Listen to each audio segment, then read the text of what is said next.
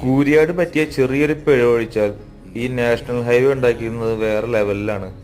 എനിക്ക് ഓർമ്മയുണ്ട് 2022 സമയത്തൊക്കെ തൃശ്ശൂർ ടു കോഴിക്കോട് ഏകദേശം 4.5 മണിക്കൂർ കൊണ്ടൊക്കെ ഞാൻ ഓടാൻ എടുത്തിട്ടുണ്ട്.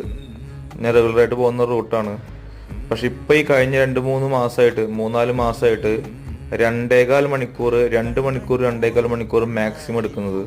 പിന്നെ കൂരിയാട് പറ്റിയത് നമ്മുടെ ലാൻഡ്സ്കേപ്പ് ഒക്കെ ശരിക്കും പഠിക്കാതെ അവർ ചെയ്തൊരു ചെറിയൊരു അബദ്ധമായിട്ട് വേണമെങ്കിൽ കൂട്ടാം. അത്രയും പെട്ടെന്ന് പരിഹരിക്കുന്നത് പ്രതീക്ഷിക്കാം.